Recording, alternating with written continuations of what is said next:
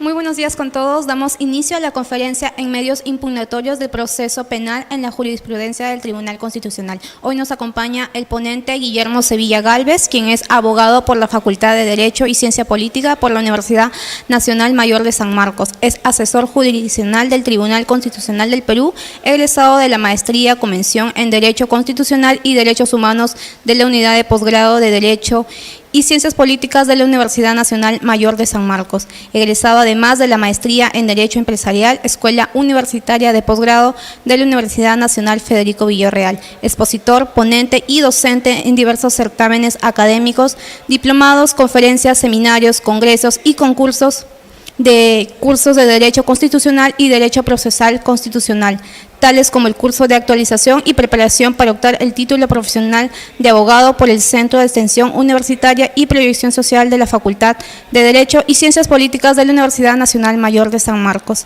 Damos la bienvenida y empezamos con la conferencia. Muy bien. Gracias. ¿Tienes el...? Ya, perfecto. Muy amable, gracias. Vamos a tratar el día de hoy, buenos días, en primer lugar expresar mi agradecimiento a esta prestigiosa institución, el Instituto de Capacitación Jurídica ICJ, por esta nueva oportunidad de poder conversar, de poder disertar, de poder exponer un tema importante, más aún en momentos en que el derecho penal, el derecho procesal penal tiene más vigencia, más importancia, dado los acontecimientos que es de público conocimiento, referido pues a las investigaciones, a los procesos por actos de corrupción, en el cual se pretende llegar a la verdad, pero sin duda alguna se debe respetar los derechos, el derecho a un debido proceso y las garantías procesales de estos procesos, ¿no? Y entre estos derechos fundamentales de naturaleza procesal tenemos el derecho a la doble instancia o a la instancia plural, es decir, la posibilidad de impugnar o recurrir una decisión o una resolución que contra quien recaiga se sienta agraviado, ¿no? Vamos a ponernos un poquito más cómodos, si me permite. ¿Sí? Gracias.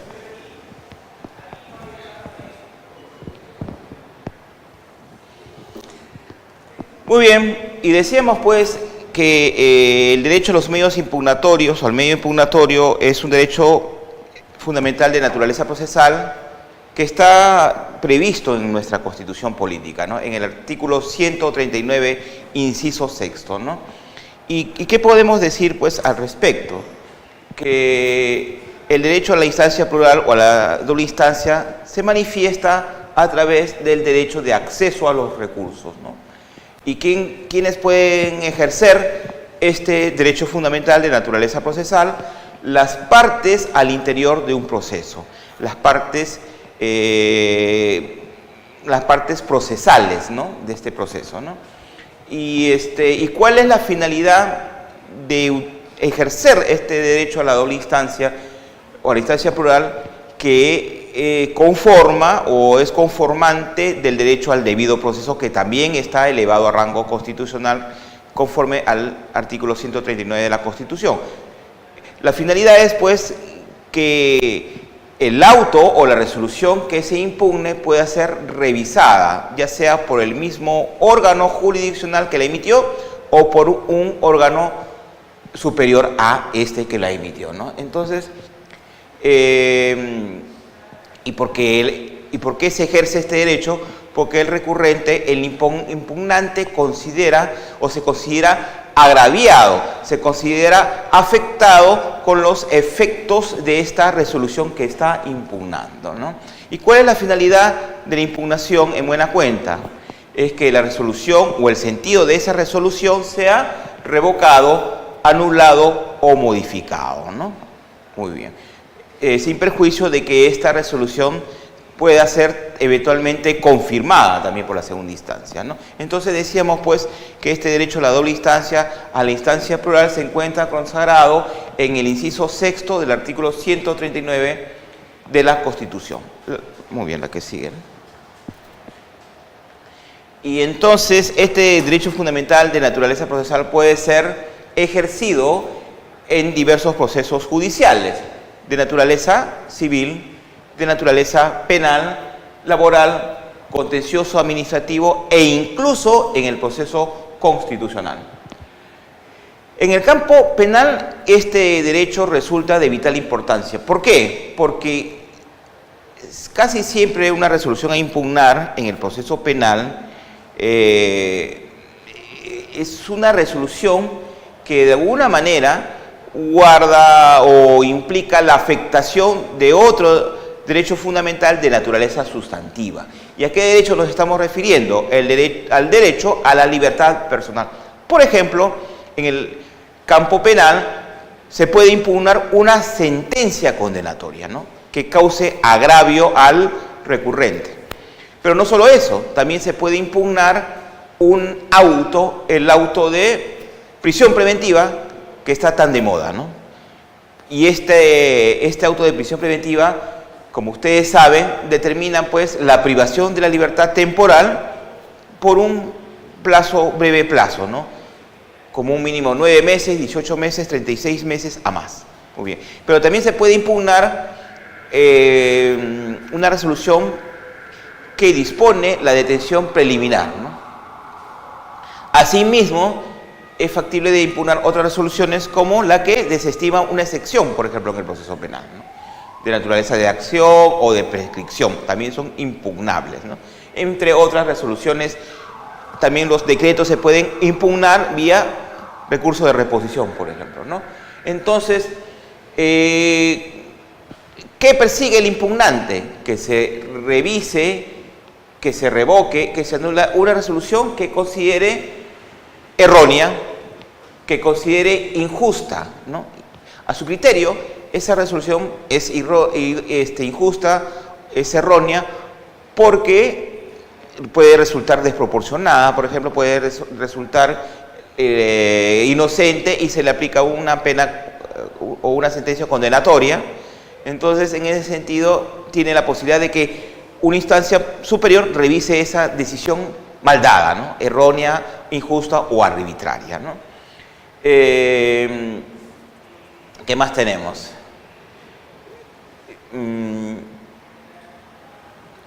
Esta decisión puede, no solamente puede ser errónea e injusta en perjuicio pues del impugnante, ¿no?, sino que la denegatoria de este derecho fundamental puede ser también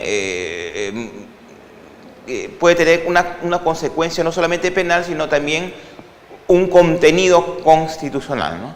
Porque puede que el impugnante cumpla los requisitos, como vamos a ver más adelante, para impugnar, y puede que el órgano jurisdiccional de manera arbitraria, injusta, errónea, le deniegue este derecho, ¿no? Entonces, agotado la vía penal, como vamos a ver más adelante, tiene la posibilidad que esa decisión errónea puede ser, a su vez, controlada, revisada en un proceso constitucional, como puede ser el proceso de amparo o el proceso de habeas corpus.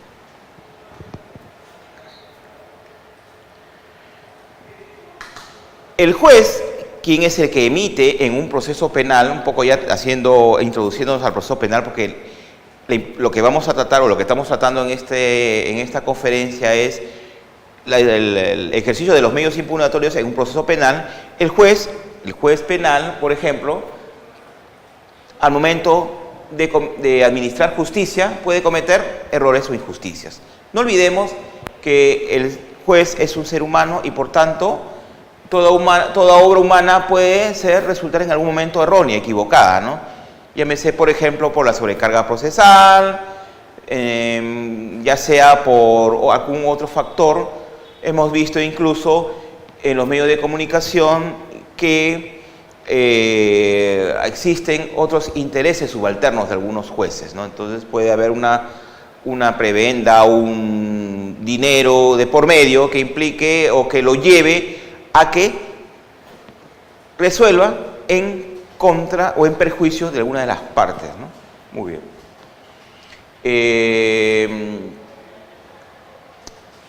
Y esa situación, esa afectación causada por una resolución injusta o arbitraria, sin duda alguna afecta al impugnante, puede hacerlo incluso perder el proceso, ¿no? Puede resultar vencido en el proceso penal. Entonces, tiene la oportunidad que un órgano superior revise esta injusta, esta errónea decisión.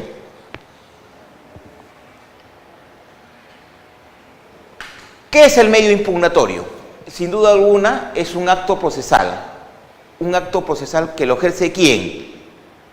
Una parte procesal o un tercero que tengan legítimo interés, ¿no? Entonces, introduce esta parte o este tercero una pretensión, una nueva pretensión procesal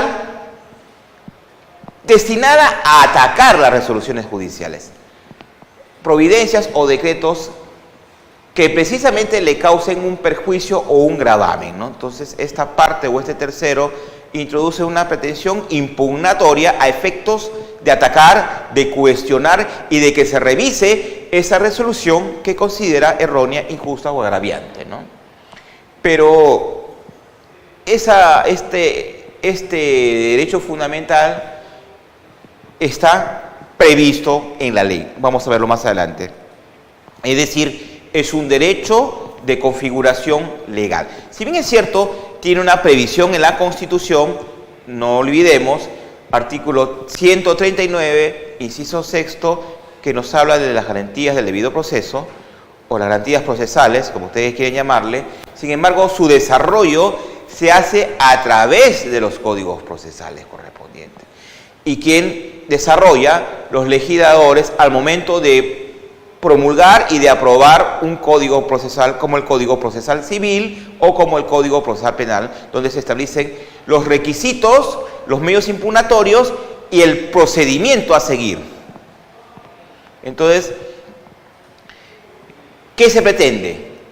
El acierto del órgano jurisdiccional a través de una nueva revisión, un nuevo examen, ¿no?, que controle lo resuelto por el juez contra quien va a dirigir la impugnación. Es decir, por ejemplo, que una segunda instancia revise o realice un nuevo examen de lo resuelto por el juez de primera instancia, ¿no? Que revise si su decisión es ajustada a derecho o no, si es justa o injusta, si es errónea o está bien dada la resolución, ¿no? Y se busca, pues, una mayor garantía de seguridad y acierto, ¿no? Y además, no solamente el ejercicio de los medios impugnatorios es a favor del impugnante o del recurrente, sino va en favor de una recta administración de justicia, de una eficaz, de una correcta, de una eficiente administración de justicia y, por ejemplo, en materia penal sirve para encontrar la verdad de los hechos. Como decía anoche en una conferencia, en un seminario internacional, Proceso y Constitución en la Universidad Católica, del profesor Pérez Ragone, un profesor argentino, los medios impugnatorios es un derecho de las partes, es un derecho que puede ser ejercido, que está establecido en la ley. Sin embargo, debe evitarse el abuso del derecho, el abuso del recurso de apelación, por ejemplo, ¿no? Entonces, para ello, la ley ha establecido ciertos filtros, ciertos controles, la ley procesal, ¿no? Entonces, para que no se haga este abuso, porque este abuso del derecho a la impugnación, ¿qué podría implicar? Puede implicar la dilación innecesaria del proceso. Entonces, se debe poner ciertos límites o ciertas exigencias para hacer uso de este derecho fundamental de naturaleza procesal. Sin embargo, su denegatoria arbitraria, es decir, la denegatoria de ejercer la impugnación, puede ser controlada intraproceso penal o fuera del proceso penal a través de un proceso constitucional, como dijimos, de habeas corpus y de amparo. Seguimos.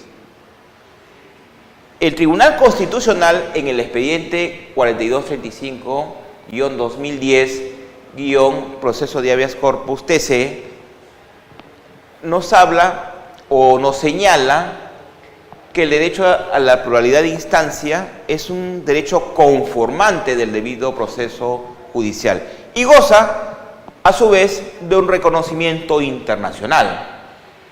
Al efecto, revisemos lo que dice la Convención Americana de Derechos Humanos en su artículo 8, inciso 2, parágrafo H. Toda persona tiene el derecho de recurrir del fallo ante un juez o instancia o el tribunal superior. Es decir, toda parte procesal tiene el derecho de impugnar, de recurrir una resolución o una sentencia que le cause agravio, que le cause perjuicio.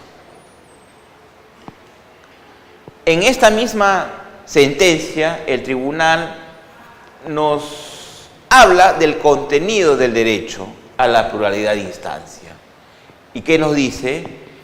Que es un derecho fundamental cuyo objeto es garantizar que las personas naturales o jurídicas no solamente es un derecho de las personas de a pie, sino también es un derecho de las personas jurídicas, de las empresas, de las instituciones a impugnar, ¿no? Y además es un derecho de estas personas que puede ser ejercido si es que éstas son parte del proceso, es decir, si son parte procesal, ¿no? Y que tengan la oportunidad de que lo resuelto por un órgano judicial sea revisado por un órgano superior. Es decir, que el superior revise, controle lo que hizo el órgano inferior a aquel. Pero para ese control, para esa revisión, se debe hacer uso de los medios impugnatorios pertinentes, que deben ser interpuestos, que deben ser formulados dentro de un plazo legal o un plazo que la ley procesal lo establece. Muy bien. Y entonces, ¿qué más nos dice el tribunal en esta sentencia? Que nos habla del contenido propiamente dicho del derecho fundamental a la instancia plural o a la pluralidad de instancias, ¿no? Y nos dice que se puede recurrir, que se puede impugnar una sentencia que imponga una condena penal. Este contenido, dicho sea de paso, es un contenido del derecho fundamental a la instancia plural en sede penal, ¿no? En sede civil tiene otra naturaleza. Entonces, es un derecho que permite recurrir la sentencia condenatoria. Muy bien. También se puede impugnar o recurrir una resolución judicial distinta a la sentencia que imponga directamente una medida de coerción personal. Ya hemos hablado de ello. ¿Cuáles son estas medidas en el nuevo modelo procesal penal que se está aplicando ya en Lima y todos los días la vemos en los medios de comunicación? La prisión preventiva. Pero también la detención preliminar, que es antes de la prisión preventiva, ¿no? Detención preliminar por un breve plazo, prisión preventiva por un plazo más largo, ¿no? Entonces, según la previsión del Código Procesal Penal. Pero también nos dice que se puede impugnar la sentencia emitida en un proceso distinto del penal. ¿A qué se refiere? Un proceso civil, por ejemplo, ¿no? A menos que haya sido emitida por un órgano jurisdiccional colegiado y no limite el contenido esencial de algún derecho fundamental. También nos dice que se puede impugnar una resolución emitida en un proceso distinto al penal, a menos que haya sido emitida por un órgano jurisdiccional colegiado y no limite el contenido de algún derecho fundamental. Algo parecido a estos últimos incisos. En esta misma sentencia, el tribunal nos dice, o reitera su criterio jurisprudencial, mejor dicho, que el derecho a la instancia plural o a la pluralidad de instancia es un derecho de configuración legal. ¿Y por qué nos dice que es un derecho de configuración legal? No se limita a lo señalado en la Constitución, sino que nos dice que este derecho está legalizado, está dispuesto, ordenado en una disposición. ¿Cuál es esta disposición? El Código Procesal Penal. El Código Procesal Penal nos establece requisitos, en los medios impugnatorios. ¿Cuáles son?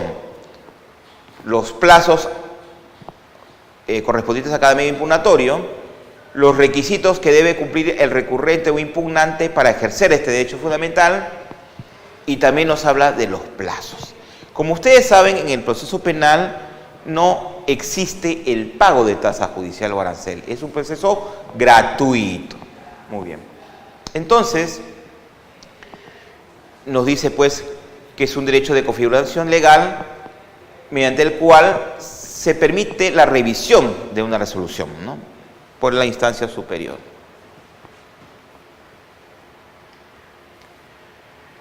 ¿Y a quién corresponde establecer los medios impugnatorios, los requisitos, los plazos y el procedimiento? Al legislador, ¿no? Al legislador.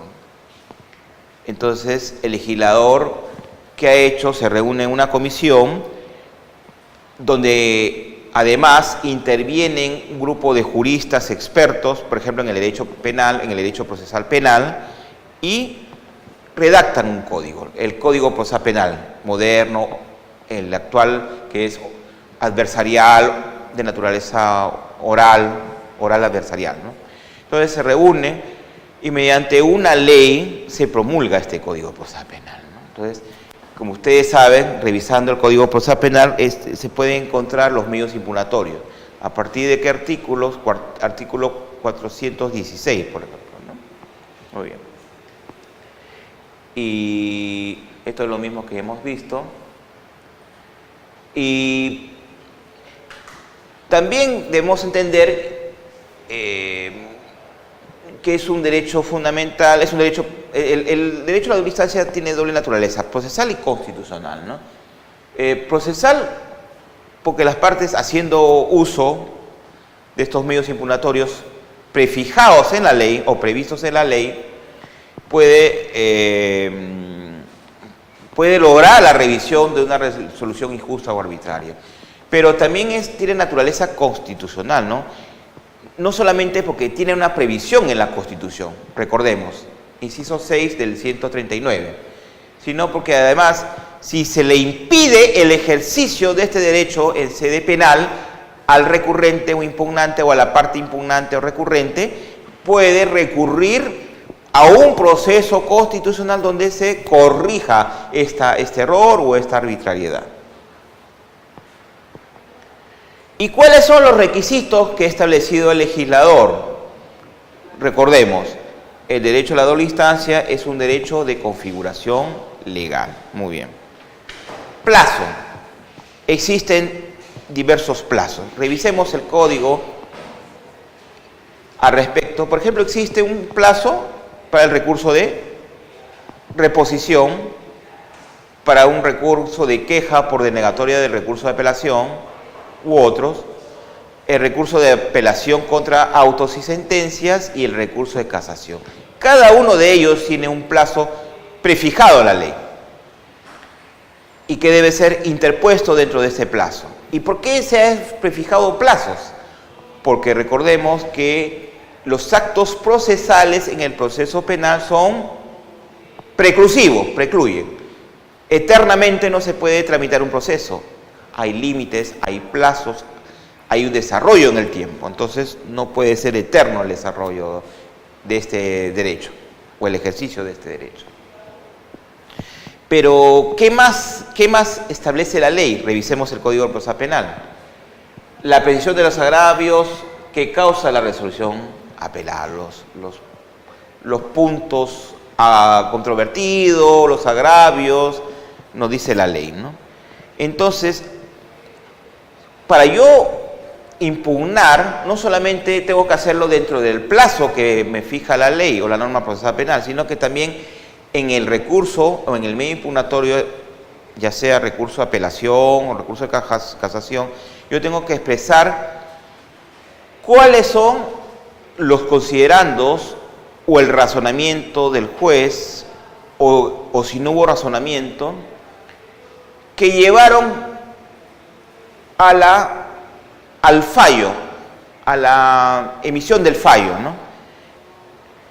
Recordemos que una resolución, como una sentencia, tiene parte expositiva, parte expositiva y fallo, ¿no? Entonces, si yo quiero impugnar una sentencia, por ejemplo, condenatoria en el proceso penal, tengo que cuestionar, tengo que atacar los considerandos que yo considero o que yo creo que son injustos, que son arbitrarios, que son confusos, que son contradictorios, que no me llevan o no han llevado de forma correcta a la decisión, al fallo, ¿no? Entonces, existe un error, una indebida motivación, por ejemplo, de esta resolución, de esta sentencia. Entonces yo tengo que atacar aspectos fácticos o aspectos jurídicos, aspectos probatorios, en fin. Es un ejercicio no tan fácil, pero lamentablemente, y lo digo con una crítica sana, lamentablemente existen muchas sentencias y muchas resoluciones indebidamente motivadas que contrarían o contravienen la ley. Muy bien. En el proceso civil se paga tasa judicial, por ejemplo. Es un requisito de configuración legal. No sucede así en el proceso penal ni constitucional porque son procesos gratuitos por su propia naturaleza, ¿no? ¿Qué otro requisito? El recurso tengo que interponerlo en la instancia correspondiente. Por ejemplo, si es recurso de apelación de sentencia, ¿dónde tengo que interponer el recurso? Ante el mismo juzgado que emitió la sentencia condenatoria. No puedo interponerlo ante la instancia superior que va a revisar esa sentencia, sino ante el juzgado de primera instancia. Si es un recurso de casación, tendría que interponerse ante la sala superior o ante el que emitió la sentencia de vista, por ejemplo, y no ante la primera instancia. En fin, así. El legislador también ha prefijado el trámite de recurso. Es decir, ha prefijado la posibilidad de calificación del recurso, de control del recurso, la admisibilidad. ¿El recurso cumple los requisitos? ¿Antes señalado? Sí. Entonces, ¿qué tiene que hacer el juez o el órgano jurisdiccional? Admitir o conceder el recurso. Luego de concedido el recurso, hay otros trámites. Podría disponer la elevación del expediente o puede, en otros casos, disponer la conformación del cuaderno de apelación y luego de ello elevarlo a la segunda instancia revisora, la que va a revisar. ¿Qué más ha fijado el legislador? Los efectos. Puede ser con efecto suspensivo o sin efecto suspensivo. ¿Qué más ha fijado el legislador? La instancia que resuelve. Por ejemplo, si se trata de una sentencia condenatoria, existe la denominada audiencia de apelación de sentencia. Entonces, conformada por un colegiado determinado, ¿no? Y en la cual se va a revisar la pretensión impugnatoria, la apelación, o la resolución apelada, mejor dicho. Y entre otros requisitos, además, la emisión de la resolución de segunda instancia, actos de notificación, en fin, aspectos de tramitación, propiamente dicho. Entonces, y hemos dicho, a través de la pretensión impugnatoria se permite la revisión por el superior jerárquico de una resolución arbitraria, injusta, errónea. Muy bien, vamos a seguir con el tema. Y hay que hacer un hincapié en que el derecho a la pluralidad de instancia es parte consustancial, es parte conformante del debido proceso, ¿no? Ya hemos dicho que el objeto del proceso, del medio impugnatorio, es el doble examen. es el doble pronunciamiento, ¿no? Doble examen y doble pronunciamiento, ¿no?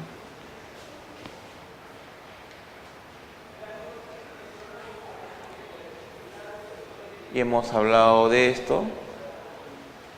Y también dijimos que el legislador ha previsto a través del Código Procesal Penal en qué consisten estos medios impugnatorios, ¿no? Y tenemos pues también que hemos dicho que en el nuevo modelo procesal penal existe el recurso de reposición contra decretos, el recurso de queja por denegatoria del recurso de apelación o de queja, o de casación, perdón, existe el recurso de apelación de autos y sentencias, y existe el recurso de casación que también está establecido en el Código Procesal Penal. El 416 nos habla qué resoluciones son apelables, las sentencias, los autos, etc. Hemos hablado ya de la parte doctrinaria, de la parte procesal, que incluye lo procedimental. Ahora vamos a hablar de alguna jurisprudencia del tribunal. En el tiempo que nos alcance tenemos bastante temas, vamos a tratar de abordar la mayor parte de temas posibles. Y bueno, como ustedes recuerdan, en principio el proceso penal o el Código Procesal Penal establece la posibilidad de apelar, de recurrir o impugnar resoluciones que causen agravios, que causen perjuicios, que directa o indirectamente van a afectar el derecho fundamental a la libertad personal y derechos conexos. Libertad personal, mejor dicho. Entonces, incluso ante la denegatoria de un medio impugnatorio existe la posibilidad de interponer queja por denegatoria de recurso de apelación, de sentencia o auto, o queja por denegatoria del recurso de casación. Existe la queja excepcional incluso. Sin embargo, el órgano jurisdiccional puede denegar injusta o arbitrariamente el derecho a la doble instancia, ¿no? Entonces, por ejemplo, el impugnante lo presenta dentro del plazo de ley. El impugnante precisa los agravios o los puntos de la resolución que le afectan o que resultan erróneos, equivocados, arbitrarios, van contra el aspecto fáctico jurídico. O puede que incluso lo interponga ante la instancia correspondiente. Es decir, cumple todos esos requisitos que la ley establece, que ya hemos visto. Sin embargo, el órgano jurisdiccional le deniega arbitraria e injustamente. Y se agotó la posibilidad de recurrir en el proceso penal. Por ejemplo, un sentenciado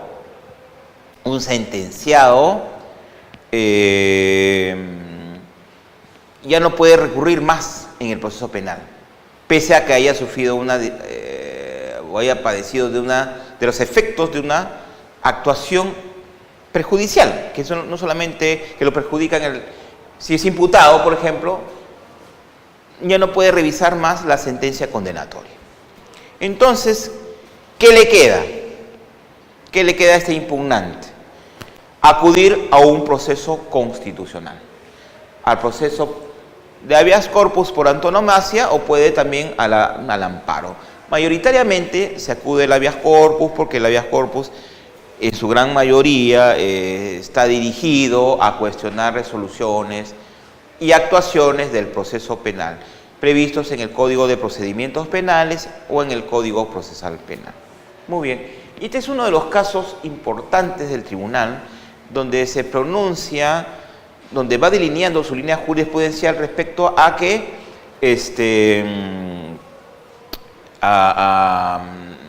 controlar la aplicación arbitraria o la aplicación errónea de un artículo del Código Procesal Penal. Me explico. Este es un caso importante del tribunal, donde dice, bueno, esta norma tendría, este artículo, como vamos a ver más adelante, tiene algún efecto inconstitucional o la aplicación resulta inconstitucional por el juez, ¿no? Resulta, en este caso, a una persona lo condenan por delito contra la fe pública.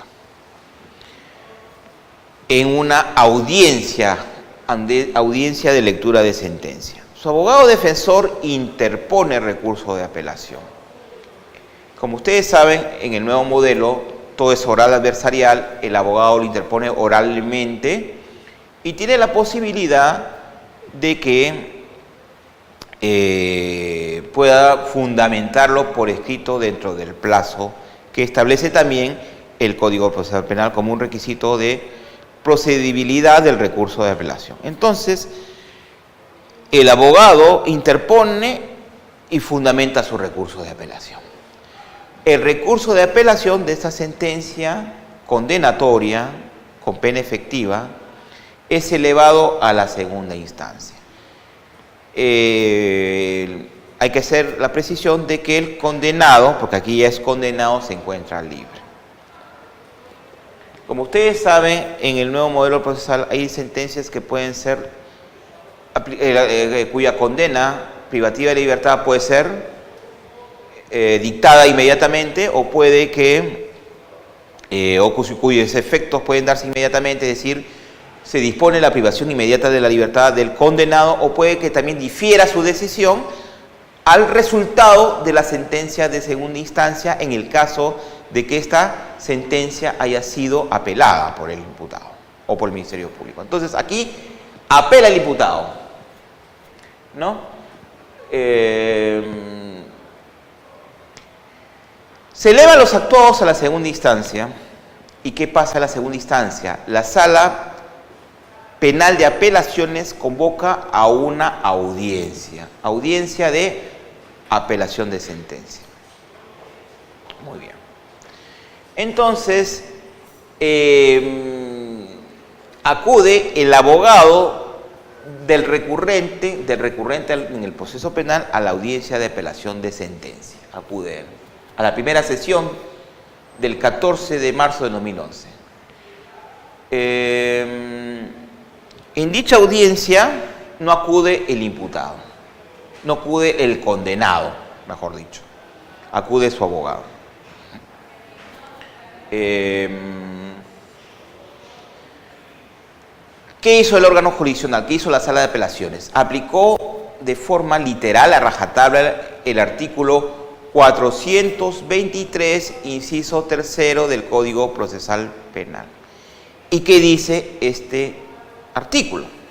Si no acude el que impugnó, quien recurrió físicamente a la audiencia de apelación de sentencia, esta será declarada inadmisible. Es decir, será declarada inadmisible la apelación y nulo el concesorio. Entonces, acude a esta audiencia de apelación de sentencia el abogado del impugnante, del condenado, pero no acude el condenado. ¿Quién más está presente? Está presente el representante del Ministerio Público, que como es sabido es su contraparte en el proceso penal adversarial moderno, y que van a debatir, van a contender en virtud de la aplicación del principio de igualdad de armas. Entonces acude el Ministerio Público y acude el abogado del recurrente del condenado, pero no acude físicamente el condenado, físicamente no está presente. ¿Qué hace la sala? La sala no lleva a cabo la audiencia de apelación de sentencia, la inicia, pero dice no, acá se paraliza todo. Y debemos aplicar el inciso tercero del artículo 423 del Código Procesal Penal, es decir, declarar nulo el concesorio y la admisión del recurso, porque aquí no ha venido el impugnante, el condenado no ha venido físicamente. Y con esta decisión no se revisa la sentencia condenatoria, no se revisa la pretensión impugnatoria en la audiencia de apelación de sentencia y los actuados bajan a la primera instancia. Se dispone la devolución para que se aplique los efectos de la sentencia condenatoria. ¿Y cuáles son estos? Disponer de la privación del condenado. Entonces, ¿qué hace el abogado? El abogado dice, ¿qué me queda? Aquí ya agoté el proceso penal, se agotó, ya no hay nada más que hacer. No cabe casación, porque como ustedes saben, la casación son para temas muy excepcionales, ¿no? Código que dice para doctrina jurisprudencial o por las vulneraciones del debido proceso. Y él podría haber pensado de que esta situación no va a ser revisada por la Corte Suprema. Entonces, interpone su demanda de habeas corpus. Este habeas corpus transita por el Poder Judicial. Como ustedes saben, en el proceso constitucional peruano, el habeas corpus es un proceso dual. Es un proceso que se inicia en el Poder Judicial, el juzgado penal, puede concluir en segunda instancia, en la sala constitucional o penal, y si se desestima, es decir, se declara infundado o improcedente, se puede acudir o recurrir de forma excepcional al Tribunal Constitucional mediante el denominado recurso de agravio constitucional. Entonces, se acude a al Tribunal Constitucional, llega al proceso de habeas corpus porque este habeas corpus ha sido desestimado en el Poder Judicial y el tribunal, ¿cómo resuelve? El tribunal dice: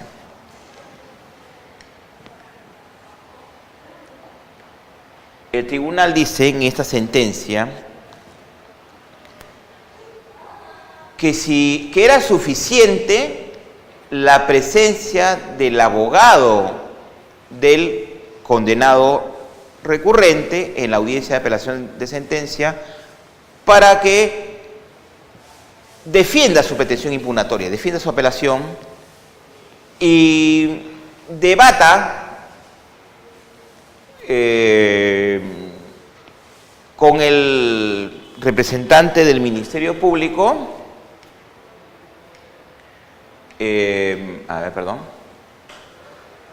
debata, si discutan en esta audiencia de apelación de sentencia la pretensión impugnatoria, que implica la revisión de la sentencia condenatoria, ¿no? Entonces, y luego de ello, la sala va a emitir un pronunciamiento, ¿no? Confirmando, revocando o anulando la sentencia condenatoria. Es decir, el tribunal ha dicho que era suficiente la presencia del abogado como defensor técnico que conoce la pretensión impugnatoria, que conoce el derecho, que puede defender la apelación, que pueda sustentar y debatir con su contraparte del Ministerio Público en virtud del principio de guardar de armas, en virtud del principio contradictorio, de publicidad y de inmediación, que rigen el nuevo modelo procesal penal, sin que sea necesaria la presencia física del condenado impugnante. No es absolutamente necesario. Si está, en buena hora. Si no está, no es necesaria su presencia, porque basta que su abogado lo defienda su apelación. Con su contraparte, el representante del Ministerio Público. ¿Y cómo resolvió el tribunal acá? En este caso, el tribunal dijo de que se había vulnerado con esa decisión el derecho a la doble instancia o a la instancia plural. Muy bien. Pero además de ello, el tribunal no se quedó solamente con declarar la aplicación inconstitucional de ese artículo, sino que el tribunal dispuso, declaró fundada la demanda, declaró nula la resolución que en la Sala Penal de Apelaciones había declarado nulo el concesorio e inadmisible el recurso de apelación, es decir, le da vigencia al concesorio de la apelación y dispone que la Sala de Apelaciones, la Sala Penal de Apelaciones, realice una nueva audiencia de apelación de sentencia, donde se va a volver donde se va a discutir, donde se va a revisar la pretensión impugnatoria, ¿no?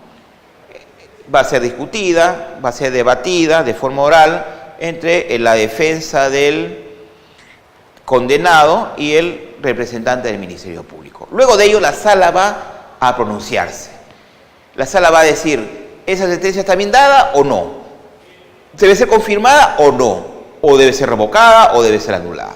Pero no se está pretendiendo en esta sentencia se declare la nulidad de la sentencia condenatoria, sino que se revise la sentencia nada más cuestionada, ¿no? Que la sala superior revise. Entonces, el tribunal estableció que la aplicación de ese artículo del Código Procesal Penal es inconstitucional. Sin embargo, esa es la regla que estableció. Como ustedes saben, en el proceso penal se pueden establecer reglas. Reglas cuando la norma ordinaria de naturaleza sustantiva o naturaleza procesal es inconstitucional. ¿Y por qué es inconstitucional? Porque contraviene o porque vulnera derechos fundamentales o contraviene la Constitución. Esa norma, el 423, inciso tercero, no solamente afectaba al impugnante a su derecho a recurrir la sentencia condenatoria que le privaba directamente de su libertad, sino que además contraviene el texto expreso de la Constitución, contraviene el derecho a la pluralidad de instancias previsto en el inciso sexto del artículo 139 de la Constitución.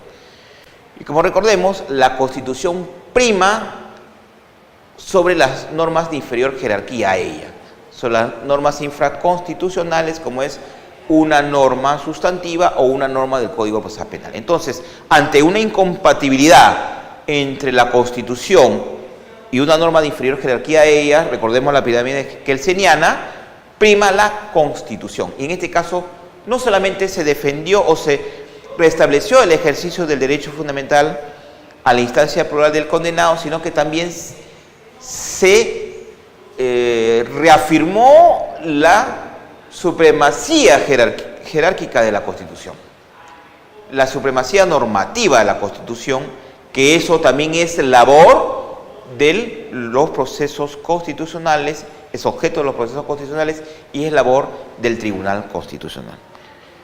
Muy bien, y así el Tribunal Constitucional ha reiterado ese criterio en sus demás sentencias.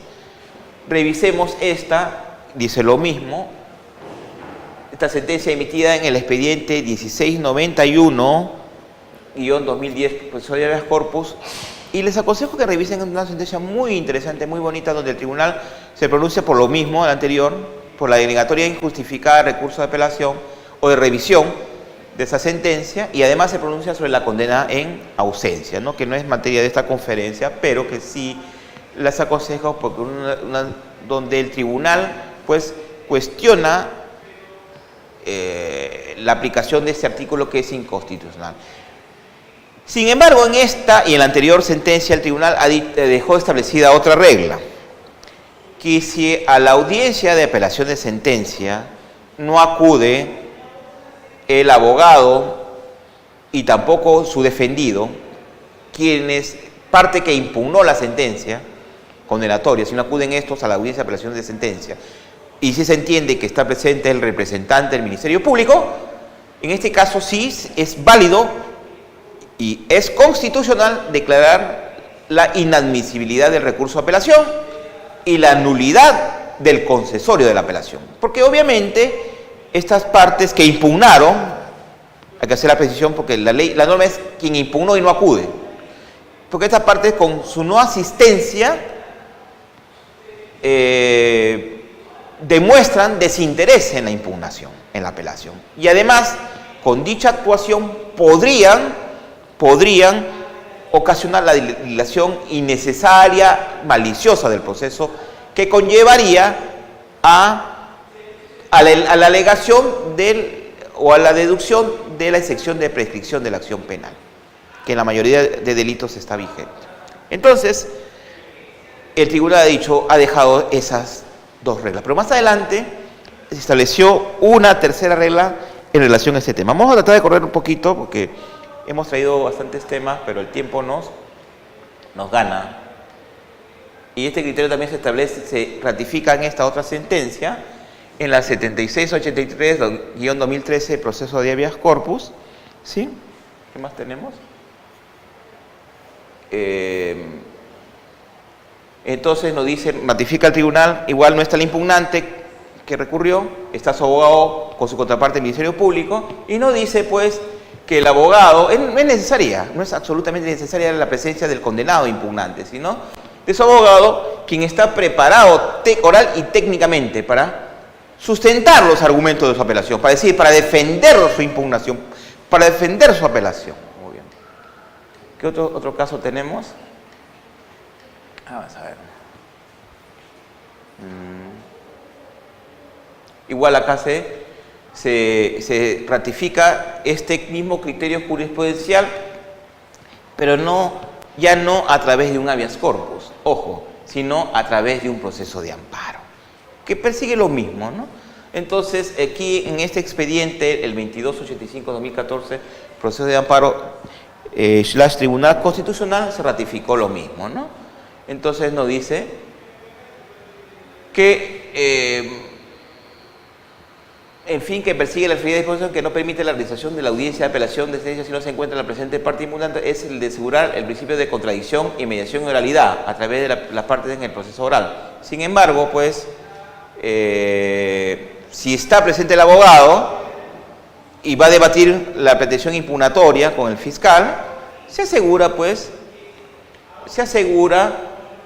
los principios de contradicción, los principios de inmediación, de oralidad, publicidad, entre otros, ¿no? Muy bien. ¿Este de qué trata? Vamos a ver.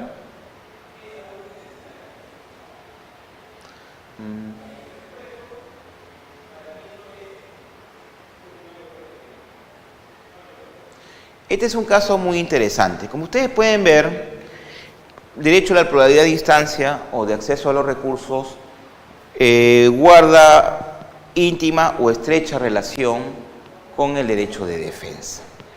Muy bien. En este caso sucede que la audiencia de apelación de sentencia, que como repito se programa o se desarrolla en segunda instancia luego de que el recurso de apelación de sentencia ha sido concedido y elevado a los actuados, en esta audiencia se encuentra presente el imputado, recurrente, el condenado, mejor dicho, ¿no? Entonces, ¿quién no estuvo presente? Su abogado defensor. Ajá. Es una figura distinta. En el anterior caso estuvo el abogado y no el condenado. En este caso es al revés. Estuvo el condenado y no su abogado, y estuvo también el representante del Ministerio Público. ¿Y qué dijo la Sala Penal de Apelaciones? Dijo, bueno, para que no quedes en estado de indefensión y en virtud de la sentencia del Tribunal Constitucional 2964-2011 habeas corpus, dijo, para que no te quedes en estado de indefensión y para que se pueda revisar tu pretensión impugnatoria contra la sentencia condenatoria, te vamos a designar un defensor de oficio. Entonces, ¿qué dijo el condenado en esa audiencia? Yo tengo mi abogado no ha podido venir por una razón justificada, sin embargo, yo me niego a ser defendido por un defensor de oficio, un abogado de oficio del Ministerio de Justicia. Entonces, en principio, el derecho de defensa, que también es un derecho fundamental de naturaleza procesal previsto en la Constitución, en el 139, nos dice, pues, y según la jurisprudencia del tribunal, el derecho de defensa se ejerce por sí mismo y a través de un abogado de elección. Yo elijo mi abogado, contrato a mi abogado, porque yo confío en él, porque tiene más tiempo para mí, porque le tengo más confianza, etcétera, más que al defensor de oficio que no conoce hasta ese momento el caso, que hasta ese momento podría ejercer una defensa formal y no real, etc. Entonces, dice, yo me niego a que en esta audiencia de apelación de sentencia me defienda el defensor de oficio, con el respeto que nos merece a todos, ¿no? Son funcionarios del Estado igual que nosotros, ¿no? Entonces, la sala se le impone el defensor de oficio, ¿no? Y se lleva a cabo la audiencia, ¿no? En todo caso, ¿qué debió hacer el órgano jurisdiccional? o sea, ¿qué hizo el órgano jurisdiccional? Bueno, dijo, como tú te niegas a ser defendido por un abogado de oficio y el tribunal exige la presencia del abogado,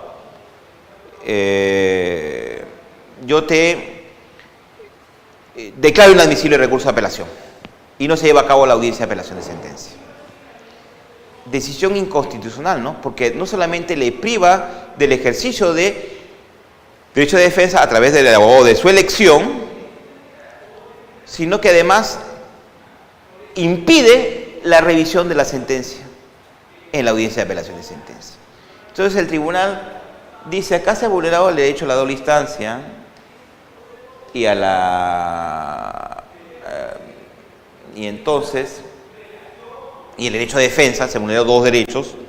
Entonces, el tribunal ha dicho, declaró, fundada la demanda, nula la resolución que había declarado inadmisible el recurso de apelación, porque con la inadmisibilidad, recordemos, todo regresa a primera instancia para la ejecución de la sentencia condenatoria, y ordenó al tribunal que se programe en nueva fecha y hora la audiencia de apelación de sentencia para que se revise la sentencia condenatoria. Una segunda sentencia del Tribunal Constitucional que restituye, que restablece el derecho a la pluralidad de instancia. Ajá, esta es otra sentencia parecida.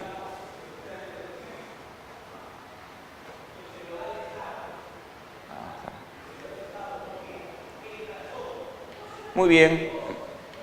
Y aquí, similar como el caso anterior, se condenó a una persona. Muy bien. Esta persona interpone su recurso de apelación y los actuados suben a la segunda instancia. ¿Y qué sucede en la segunda instancia? En la segunda instancia se encuentra igualmente el condenado, el sentenciado, se encuentra en la segunda instancia y él es el que apeló. Por eso se lleva a cabo, se concedió el recurso y se lleva a cabo la audiencia de apelación de sentencia.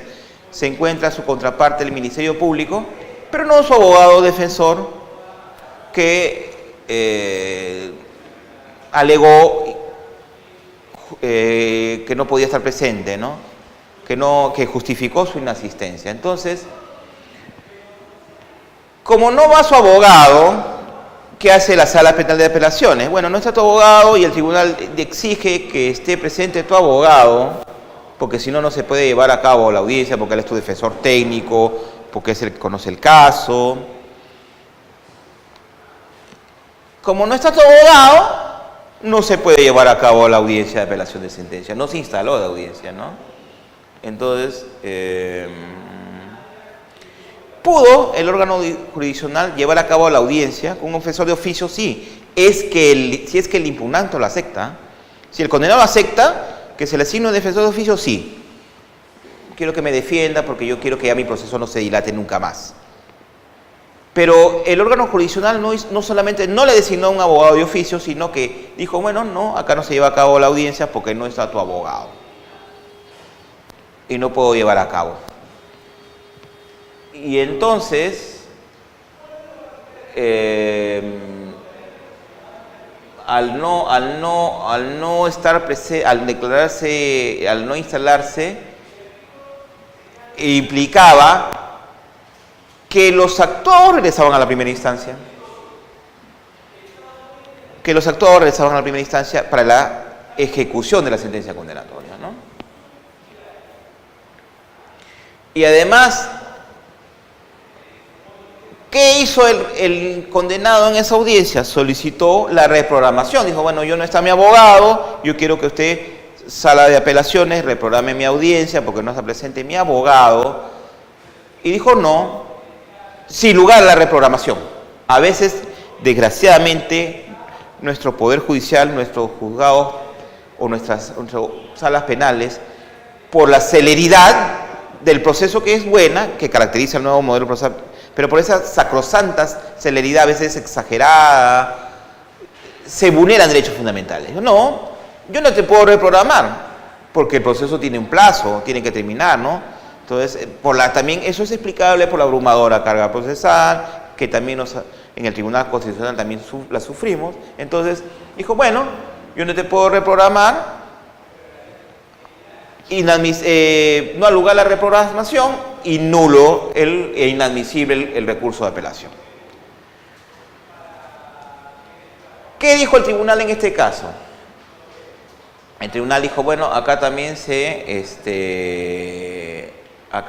vulneró el derecho a la pluralidad de instancia y porque de manera arbitraria se declaró no solamente sin lugar a la reprogramación de la audiencia, sino inadmisible el recurso. Entonces el tribunal ordenó en este caso, a ver, es una sentencia del año pasado,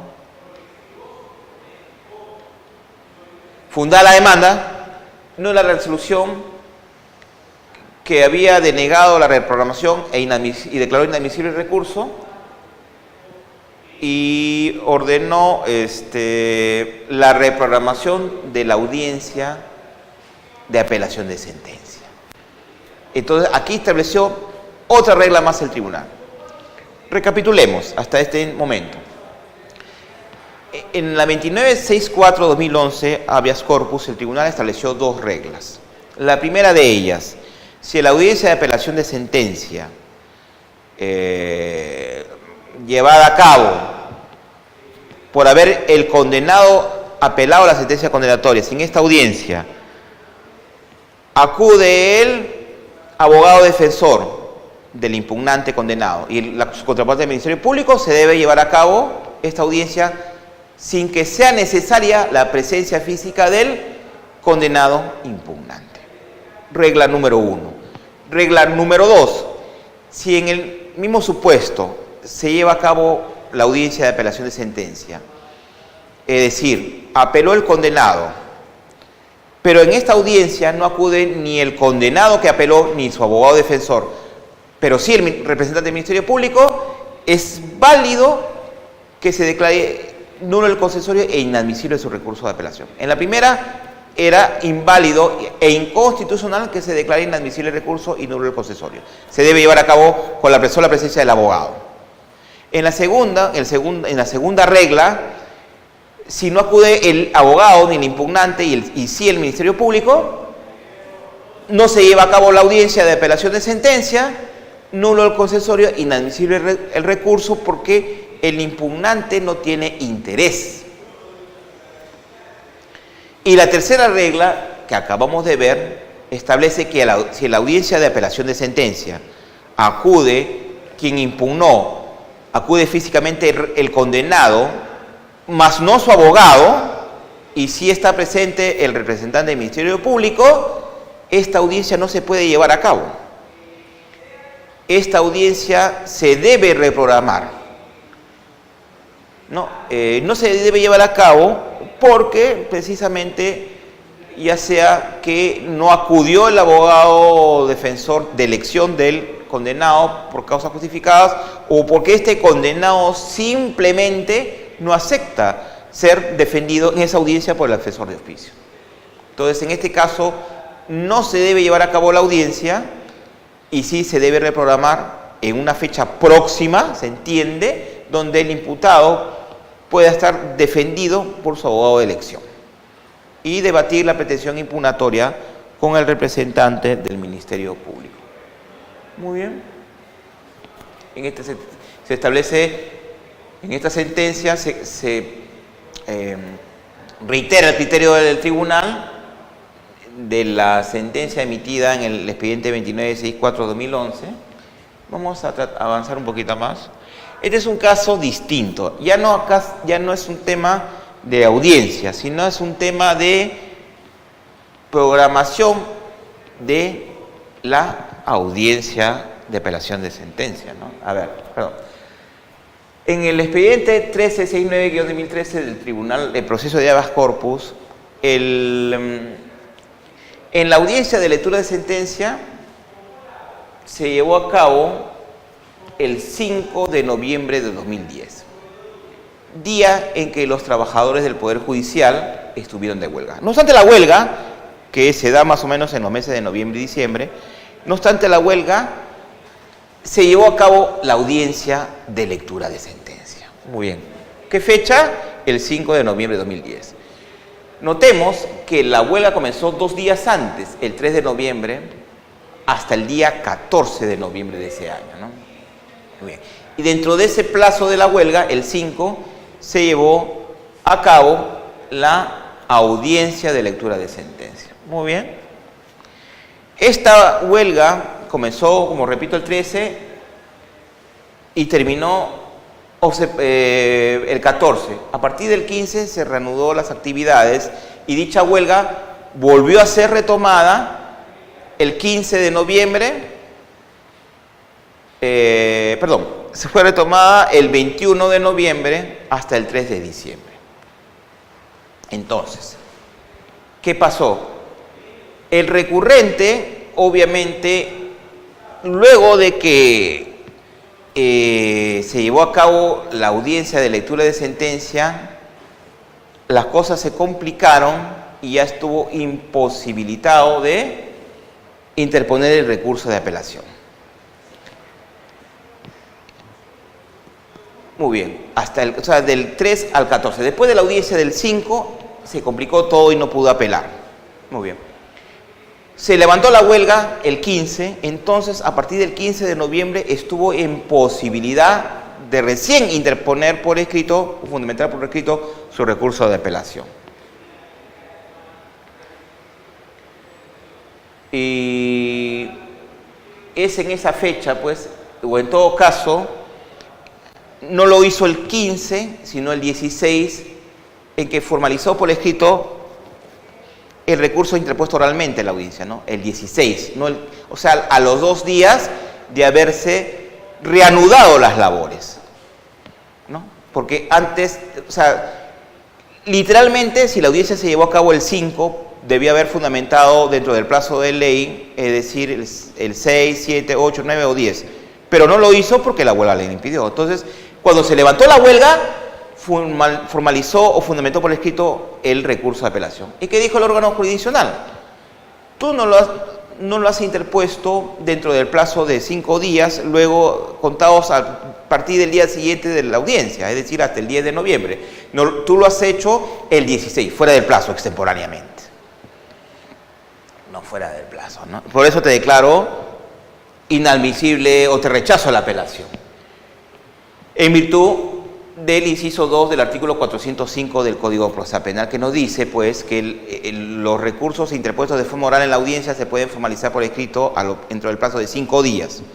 Pero el recurrente dice, pero dentro del plazo de 5 días, para mí resultó materialmente imposible formalizar por escrito mi recurso de apelación o fundamentarlo, porque no me dejaron los piquetos de trabajadores. Cuando se levantó la huelga, lo hice dentro de los 2 días del levantamiento de la huelga. Es decir, a partir del 15, y a partir del 15 y no del 5 debió correrse el plazo, hasta el día 20. Entonces, él lo hizo dentro del plazo en que estuvo materialmente habilitado de interponerlo. Pero el órgano jurisdiccional aplicó a rajatabla la norma y dice, no, tú debiste haberlo interpuesto dentro del plazo. Y el plazo no es el 15, no es el 16, sino es del 5 o del 6 al 11, digamos así, ¿no? No al 10, sino al 11. Entonces el Tribunal Constitucional, donde también llegó este caso, que fue desestimado en el Poder Judicial, este habeas corpus, declaró fundada la demanda, nula la resolución que declaró nulo el recurso de apelación y se ordenó que se califique nuevamente el recurso de apelación.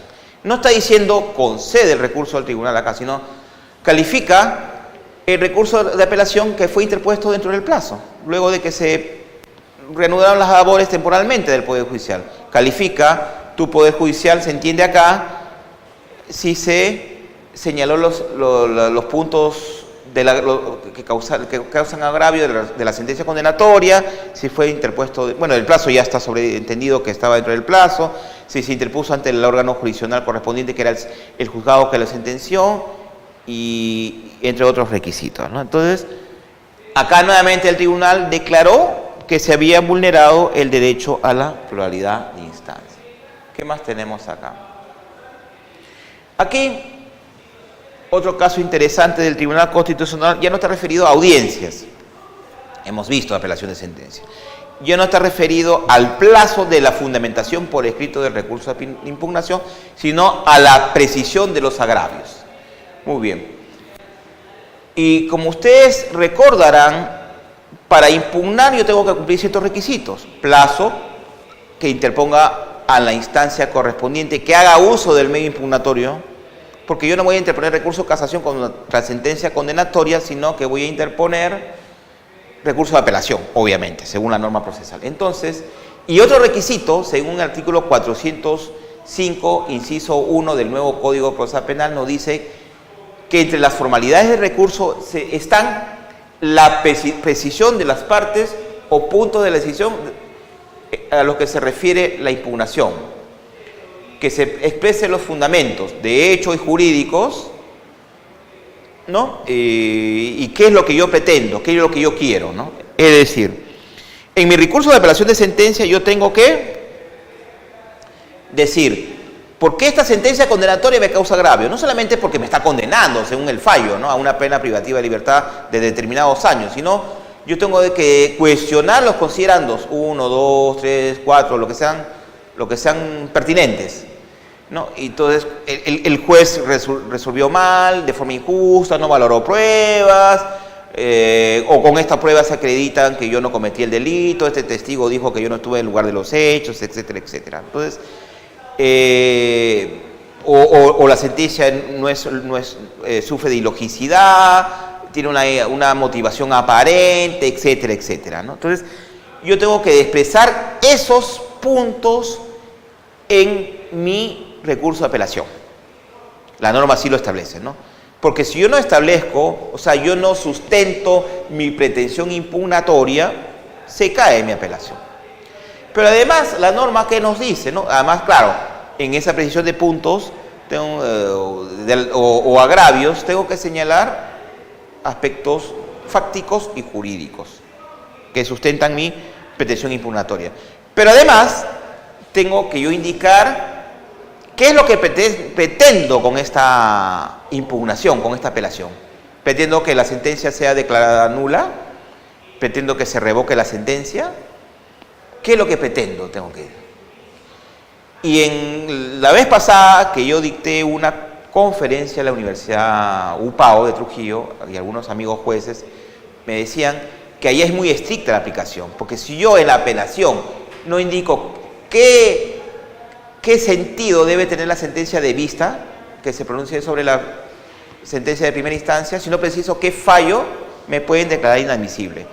El Tribunal Constitucional ha establecido, pues, que no es necesario una exhaustiva motivación, ¿no?, del que apela, es decir, una debida argumentación. Ojo, el derecho o la obligación de motivar no solamente es del órgano jurisdiccional. ¿Quién tiene la obligación de motivar también?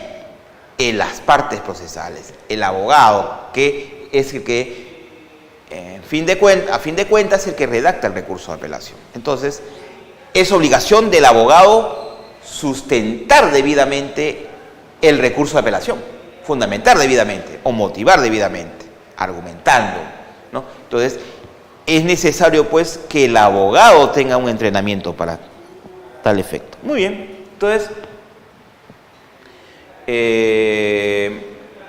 a consideración del Tribunal Constitucional, en el caso concreto, es decir, el órgano jurisdiccional, el juzgado de primera instancia, que hace el primer control de admisibilidad, después también hay un control por la sala, un control de admisibilidad posterior. El juzgado, ante quien se interpuso la apelación, consideró, pues, que el impugnante no había sustentado o no había señalado los puntos o los agravios que le causaba la sentencia impugnada. Pero el tribunal dijo no. El tribunal revisó el recurso de apelación y dijo, no, el impugnante invocó la aplicación del principio de presunción de inocencia frente a alguna insuficiencia probatoria de la sentencia que condenó al recurrente. Es decir, el tribunal advirtió de que en el recurso de apelación el recurrente, el condenado, había dicho, yo soy inocente, ¿sí? Y existe una insuficiencia probatoria. Entonces, mínimamente había alegado aspectos de la impugnación, cómo le afectaba la sentencia. ¿Y qué más señaló el tribunal en esta sentencia? Que no le corresponde pronunciarse respecto a la extensión o la calidad de motivación en los fundamentos de derecho ni de hecho, ¿no? Sino solo determinar si ésta se aprecia o no en el recurso presentado por la defensa del recurrente. Es decir, el tribunal no va a entrar más allá a revisar, o sea, la justicia constitucional, la extensión o la calidad de la fundamentación del recurso de apelación, sino que ahí debe existir un mínimo de motivación o de argumentación del recurso. Entonces, el tribunal en ese caso declaró nula la resolución que le rechazaba la apelación y dispuso que el tribunal califique, que el órgano jurisdiccional califique el recurso de apelación. Y casi para terminar, este es un caso de un menor infractor, donde el menor infractor interpone un recurso de apelación y este recurso de apelación, igual que en uno de los casos que hemos visto, se declaró, se rechazó porque se alegó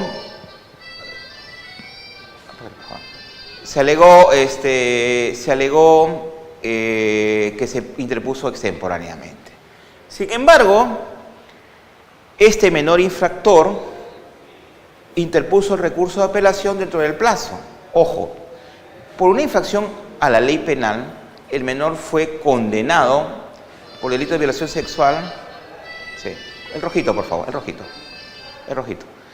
Fue condenado en una audiencia donde no estuvo presente sus padres, su abogado defensor. Entonces, y además, esta sentencia le fue notificada después por escrito. Y él, una vez que es notificado por escrito,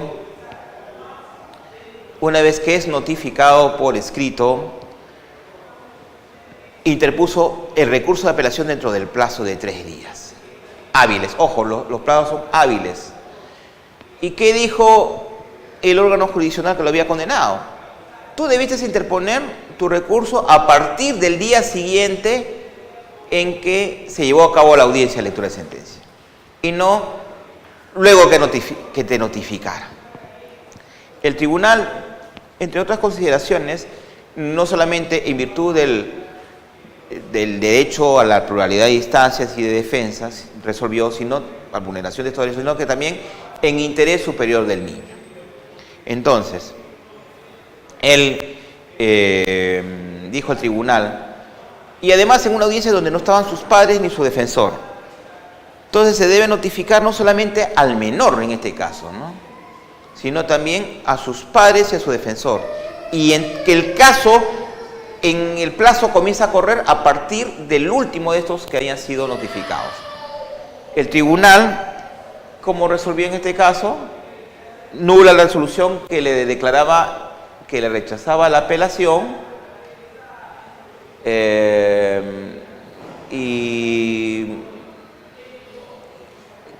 y ordenó que se admita a trámite el recurso de apelación de sentencia, ¿no?, y se eleven los actuados a la sala civil, porque este es un caso de menor infractor y la sala civil es competente en este caso, para que emita el pronunciamiento correspondiente. Es decir, el tribunal declaró nula la resolución que le había rechazado la apelación a este menor, porque consideró de que la sentencia interpuesta por el menor infractor había sido presentada o interpuesta dentro del plazo de 3 días siguientes al día siguiente en que fue notificado físicamente por el órgano jurisdiccional con la sentencia. Y además, ¿qué es lo que se infiere de este caso? Se infiere, pues, que la persona, si bien es cierto, puede estar no solamente en un caso de menores infractores, sino en un proceso ordinario penal, no solamente puede estar físicamente presente en esa audiencia. Y se le lee la sentencia, que en algunos casos, por cuestión de tiempo, sobrecarga, el órgano jurisdiccional solamente lee un extracto de la sentencia y no conoce, y al leerse un extracto y no tener físicamente la sentencia por escrito, no conoce los considerandos ni el fallo. Bueno, puedo conocer el fallo, pero no los considerandos que llevaron al fallo. Y si no conozco los considerandos, ¿cómo puedo cuestionar la sentencia condenatoria? ¿Cómo puedo denunciar la indebida motivación? Entonces,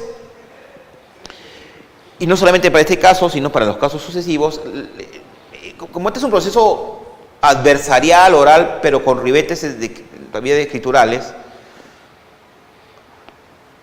se le debe notificar a la parte físicamente la sentencia para que pueda impugnarla, para que pueda conocerla y pueda cuestionarla.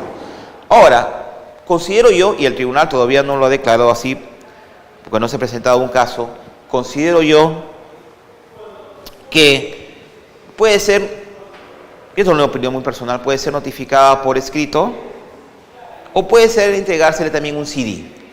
Como ustedes saben, en el modelo procesal penal todo se registra en audio y video.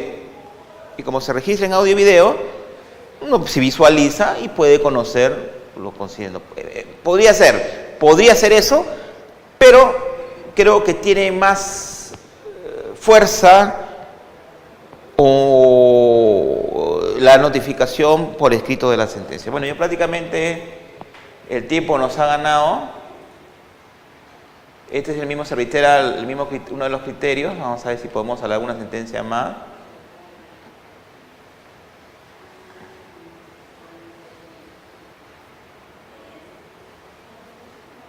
Se reiteran los criterios antes vistos. La condena del absuelto. Quiero hablar rápidamente de este tema, todavía tenemos tiempo. Luis, sí, ¿no? Unos 5 minutos por lo menos, ¿no? Ya, perfecto. No quiero irme sin hablar de esta sentencia que es importante y donde el tribunal estableció un criterio interesante. No vamos a ir prácticamente a la parte final y si queda alguna sentencia por ahí se las dejo. Vamos a hablar rápidamente. El tiempo nos ha ganado. Muy bien. ¿Qué pasa? Es la primera sentencia que el tribunal se pronuncia sobre la condena del absuelto. ¿Y en qué consiste la figura de la condena del absuelto? Resulta pues que una persona, como en el presente caso, puede ser absuelta en primera instancia. Muy bien, se le absuelve en primera instancia y apela el Ministerio Público. Como ustedes saben, el derecho a la impugnación no solamente es puede ser ejercida por el condenado, que para mí es la parte más débil del proceso, sino también por el representante del Ministerio Público. Muy bien, apela al representante del Ministerio Público. La sentencia absolutoria. En virtud de este recurso, que es concedido, los actuados se elevan a la segunda instancia. Y en la segunda instancia, ¿qué sucede? Se revoca la sentencia absolutoria y la Sala Superior condena al recurrente. Recién estamos hablando de una sentencia condenatoria. Y la norma procesal penal, el Código Procesal Penal, no habilita apelar la sentencia de segunda instancia, la sentencia de vista. Y tampoco puede hacerse uso del recurso de casación, que es excepcional. para otros temas distintos a la revisión de una sentencia que haya sido evacuada luego de merituarse medios probatorios, ¿no? O sea, para un trámite regular no sirve la casación. Entonces, ¿qué le queda al recurrente? Nada. Porque si la norma no prevé la revisión de la sentencia condenatoria en segunda instancia, lo único que queda es cumplir la sentencia condenatoria. El tribunal ha dicho en este caso que se está vulnerando el derecho a la pluralidad de instancias porque todo condenado, y según mandato de la Corte Interamericana de Derechos Humanos, todo condenado tiene derecho a impugnar o recurrir una sentencia que lo condena. Ya sea que haya sido absuelto en primera instancia y en segunda instancia condenado, tiene derecho a impugnar, a recurrir esta sentencia. Entonces, el tribunal no entra al fondo del caso, creo que ahí debió aprovechar la oportunidad para decir que se modifique la norma procesal penal, exhortarle al legislador, no sé, o se vea la posibilidad de habilitar una instancia superior a ella, ya sea, podría ser en la misma Corte Superior, otra sala que revise la resolución de la sala que le revoca y que lo condena por primera vez. O puede habilitar la Corte Suprema una instancia extraordinaria superior, en fin. Entonces, el tribunal lo único que ha dicho en este caso, dejó establecido que se aplique una casación, 194.014 ANCAS, que indican que el órgano jurisdiccional debe habilitar salas revisoras en cada distrito judicial, en que se realice el juicio de hecho y de derecho del condenado y habilitar un medio impugnatorio adecuado para la condena del absuelto. Es decir, habilitar una sala revisora extraordinaria y habilitar un medio impugnatorio que no está previsto en el Código Procesal Penal. Pero yo creo que el tribunal debió ser más audaz, es mi criterio, y debió establecer las reglas mucho más claras, porque esa es la labor del tribunal. El tribunal, en defecto del legislador ordinario, en defecto de la norma procesal penal, y en aras de la tutela de derechos fundamentales como el derecho de defensa, la doble instancia, y en defensa de la Constitución, puede establecer reglas, y creo que el tribunal se quedó un poquito. Yo tengo un artículo publicado en Gaceta al respecto, bueno, ya el tiempo nos ha ganado. Finalmente les dejo alguna jurisprudencia que están en mi libro. Creo que se olvidaron la señorita la presentadora de comentar mi libro, que precisamente es, hemos tratado algunas de estas sentencias y otras más, y en posterior a mi libro han salido nuevas sentencias que estoy pensando también hacer una reimpresión, una segunda edición del libro, ¿no? Sin embargo, antes de despedirme, tenemos bastantes temas que quedan en el tintero, se lo dejo como un aporte jurisprudencial. Quiero finalmente presentarles mi libro, y ya estamos terminando, no se preocupen. Este profesor ha venido a correr diapositivas nomás. Ya, este es mi libro que los quería presentar. Medios impugnatorios en el proceso penal en la jurisprudencia del TC. Y como repito, versa sobre las mismas sentencias, algunas de las sentencias que hemos leído, tienen otras que declaran infundada la demanda, o autos que admiten a trámite de demanda de habeas corpus para que se revise esto, y que se los sugiero se lo lean, ¿no? Gracias a la editorial Gaceta Jurídica. Tiene ya 2 años, va a cumplir 2 años, mi primer hijo jurídico o literario, y donde se detallan algunos aspectos doctrinarios y jurisprudenciales básicamente, ¿no? Entonces, este tema da para más. Hay muchas sentencias que el tribunal todos los días está emitiendo. Revisen la página web del tribunal, donde se especifica, y bueno, y cualquier cosa me tienen a su disposición. Muchas gracias a ICJ nuevamente por esta oportunidad, y esperemos que no sea la última, y estamos a su entera disposición. Al principio les dejo mis datos, mi correo, y en Facebook me encuentran como Guillermo Sevilla. Muchas gracias a todos.